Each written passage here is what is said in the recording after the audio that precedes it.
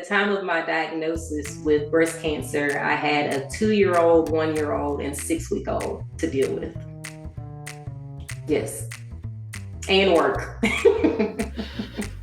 There aren't many times in the course of an interview that I am moved by the story that gets told, by the way it gets told, by the obstacles that had to be overcome. This story is one of those times. I'm from the Birmingham, Alabama area. And since the age of 4 years old, I knew I wanted to be a physician. And I'm blessed to have parents who didn't deny me those ideas and options. And I was able to complete my undergraduate degree in biology at Alabama State University in Montgomery, Alabama. And I then attended the University of South Alabama for college. And I completed my residency in South Carolina in family medicine. So I'm a family medicine physician, and I'm proud to say that I'm one of the, I believe, 2.8% of Black women that are physicians in the United States. And I truly did, from a young age, have dreams and hopes of everything being perfect in the world. But life shows you differently. And in some ways, it's good to have a better balance. And I do have more balance now with some of the things that people would consider more tragic that have occurred in my life. I was diagnosed at my 6-week postpartum visit with my youngest daughter. I was having pain in my left breast and swelling, which I just assumed would be mastitis, which is a breast infection.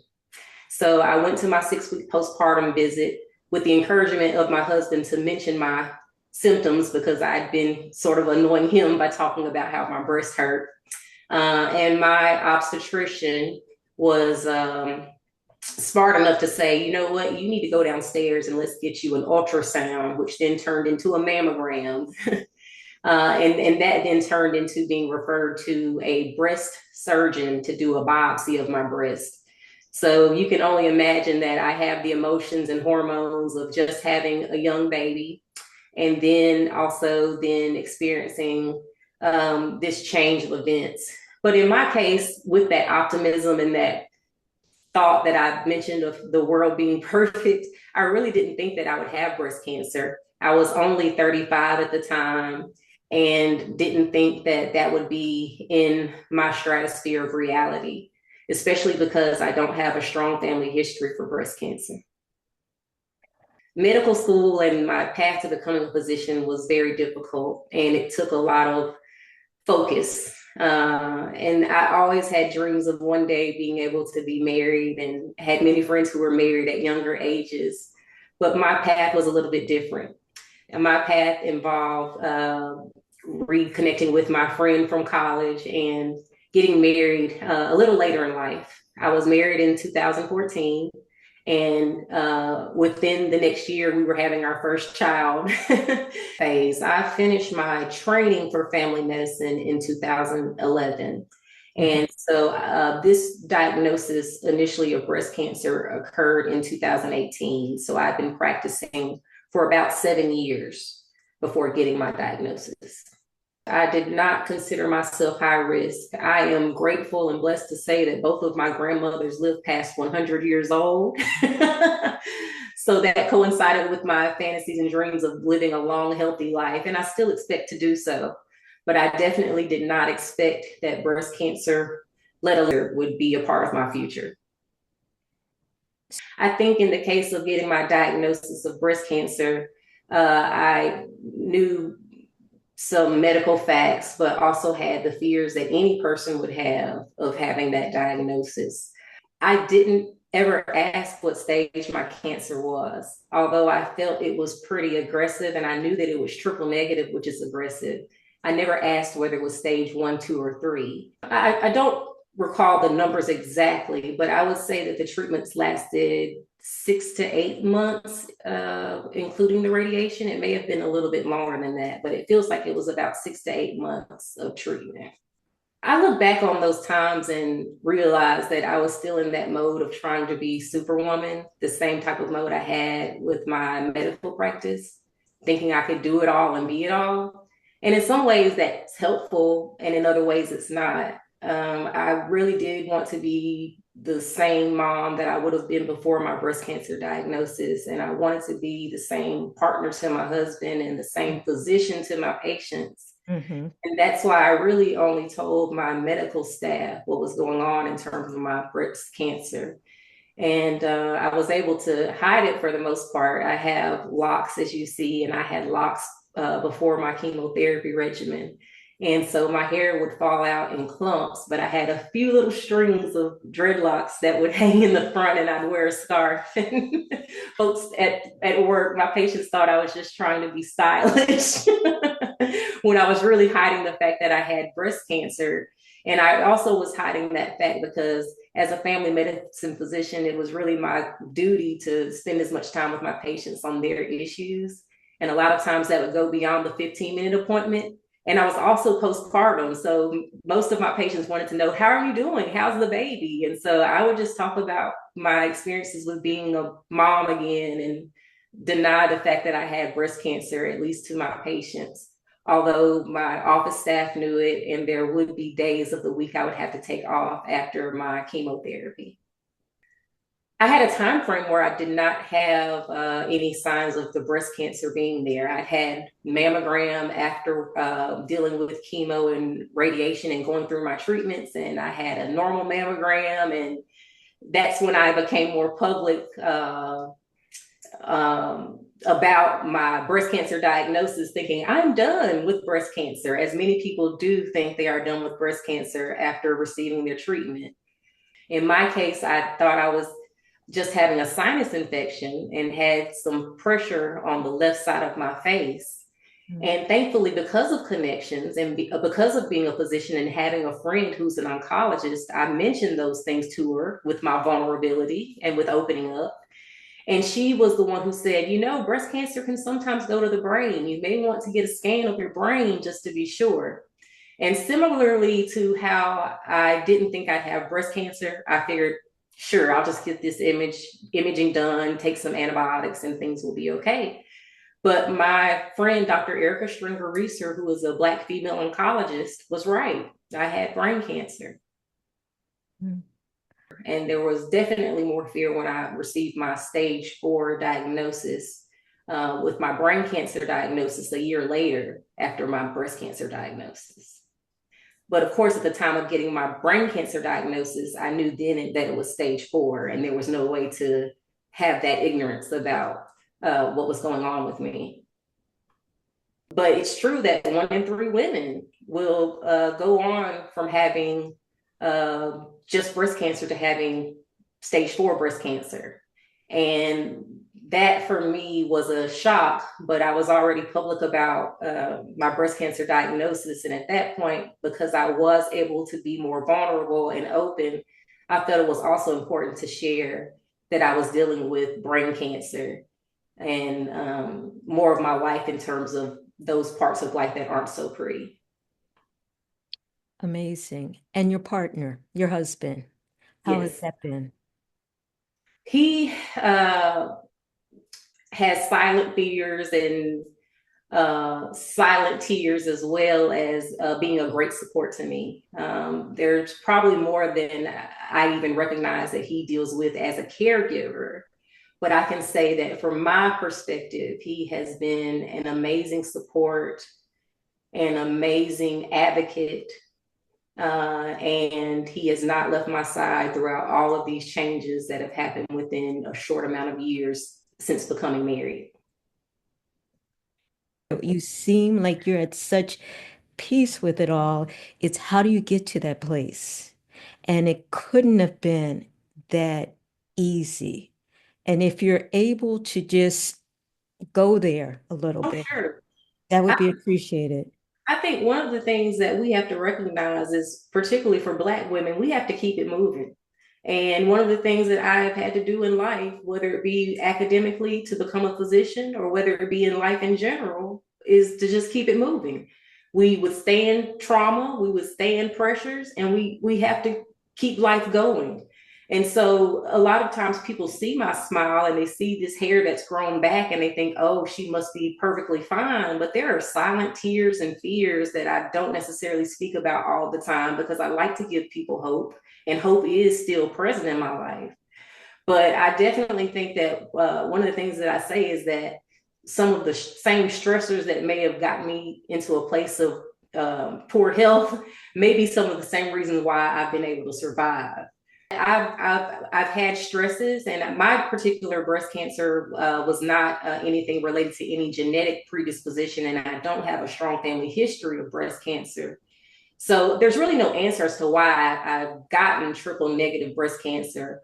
But for me, I do feel like based upon the lifestyle that I have had and the stress that I put on myself, that stress is a component of why I have triple negative breast cancer. And Really? so I feel like I've been able to withstand stressors for a major part of my life, and those same abilities to withstand tough times have helped me through the tough times of having metastatic breast cancer. What's the worst thing about being diagnosed with metastatic breast cancer for you at this point? The worst part of the diagnosis is the fear, and it doesn't always show on my face. It's something that I carry internally.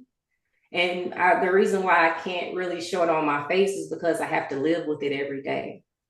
Once you have a diagnosis of stage 4 breast cancer, there is really not anything else to consider but survival if you plan on being positive with this diagnosis.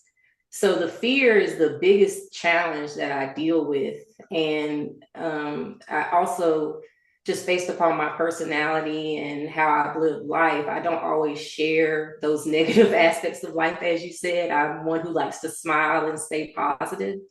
So a lot of my concerns and those things that are the more negative aspects of this journey I carry internally.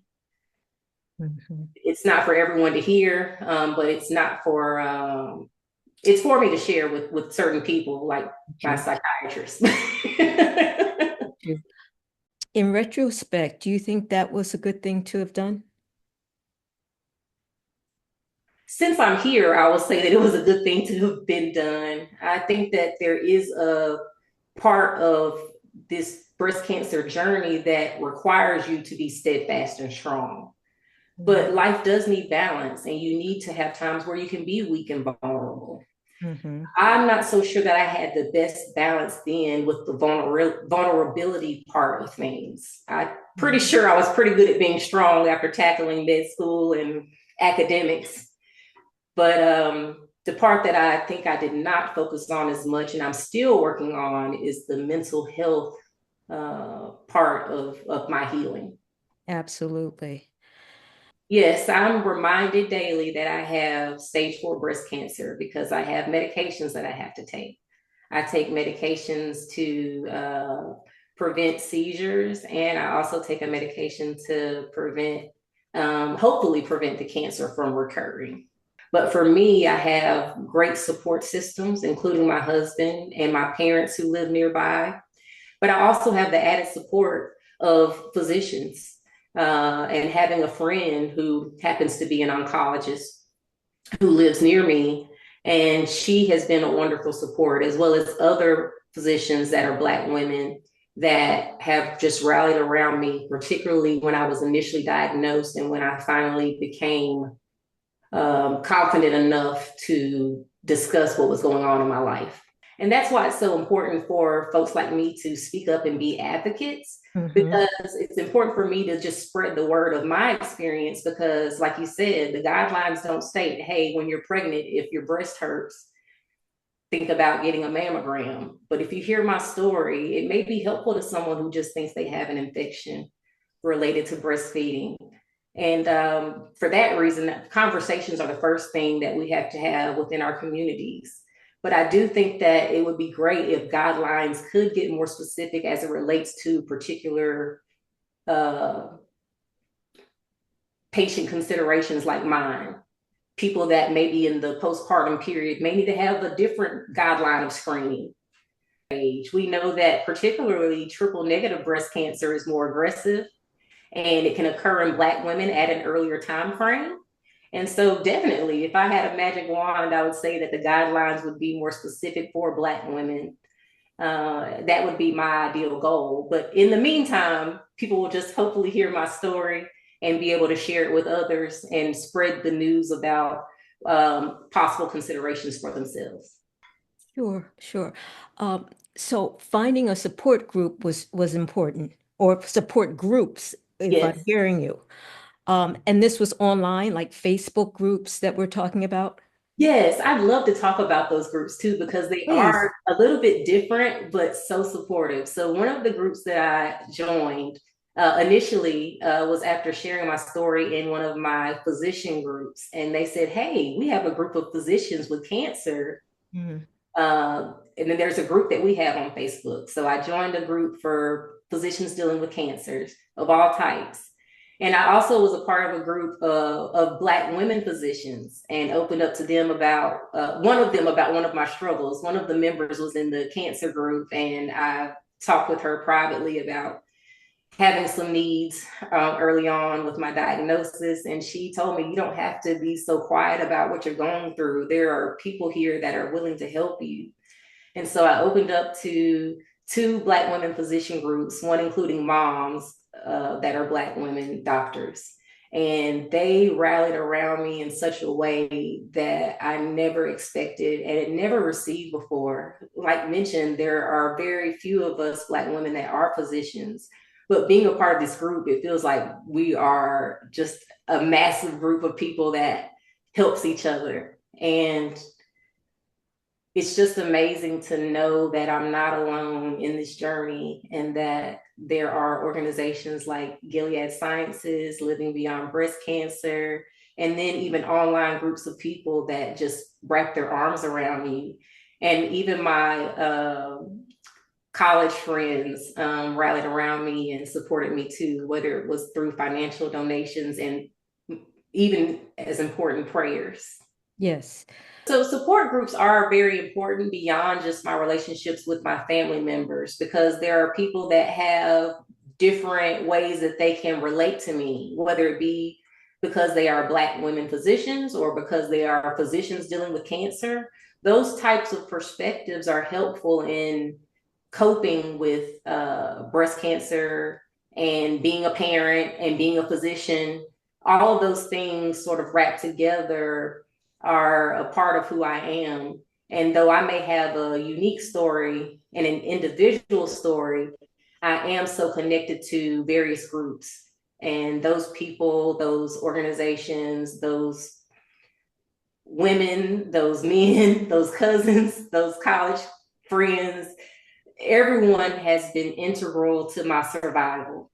hmm hmm How did this opportunity for the book come about? With my openness about my diagnosis, I was able to become affiliated with some groups online of women dealing with breast cancer. And some of them discussed different opportunities that were available or resources that were available. And one of those included Living Beyond Breast Cancer, which is a great organization and support to women with breast cancer. And through that, I joined a young advocate group with them and just became more comfortable with sharing my story. And they were able to introduce me to Gilead Sciences and thought that it may be worthwhile to have someone like me help with a book, which I thought was so cool.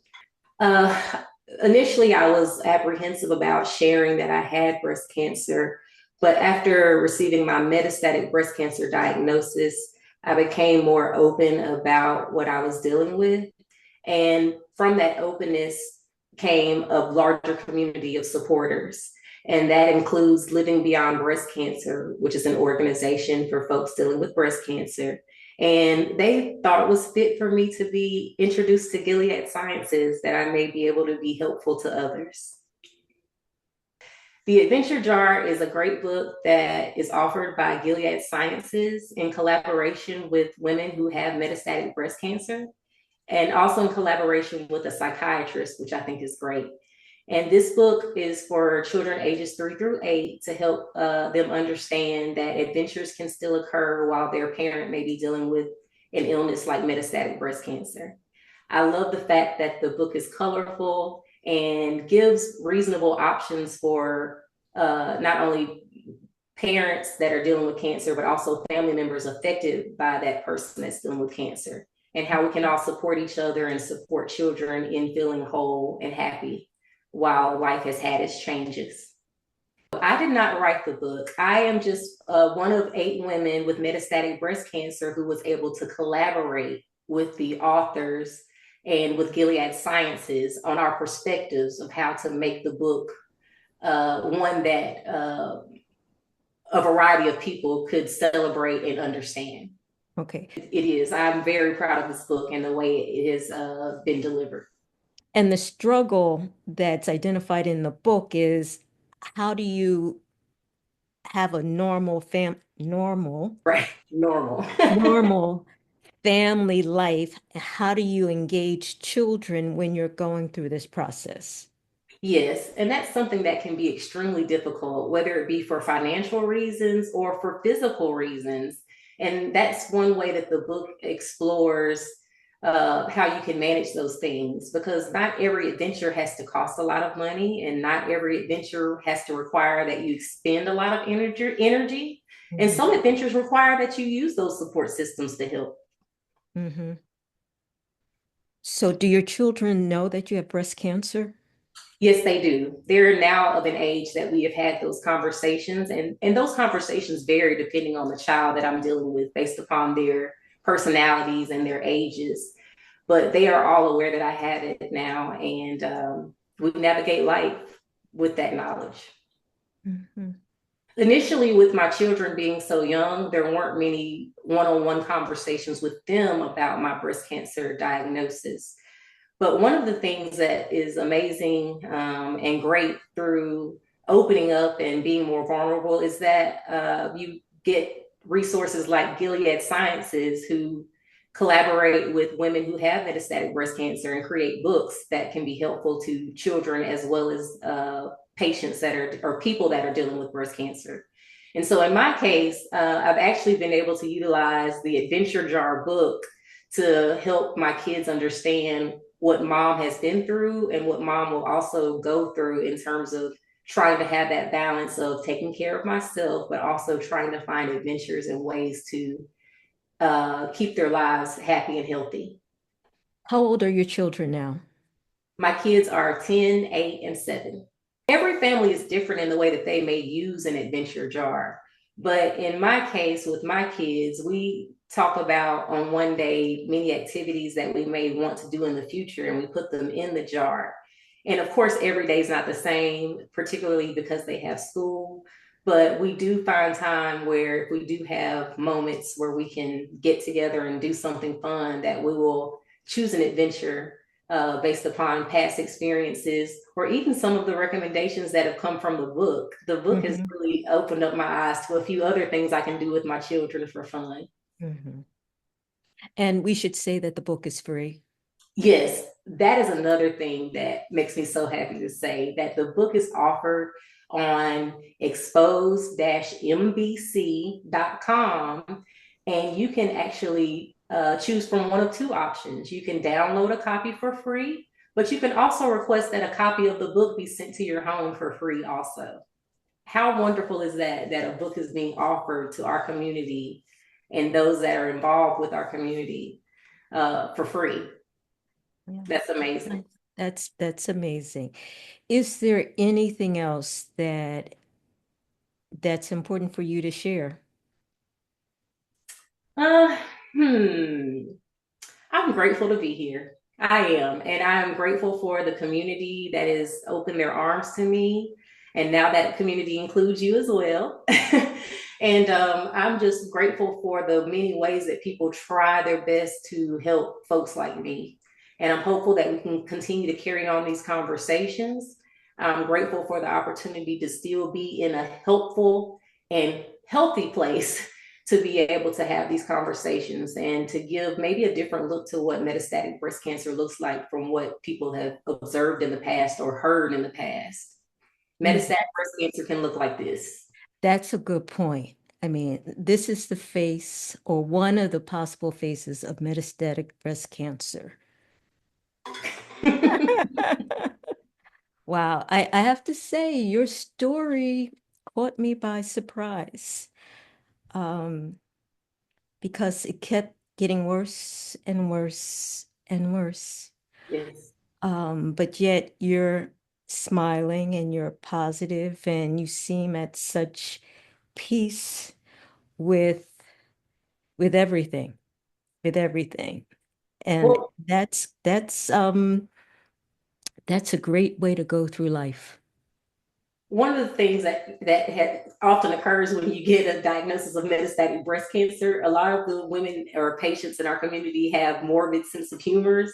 So sometimes in my groups that I've met, we talk about you may get hit by a bus. It may not be cancer that is your ultimate ending.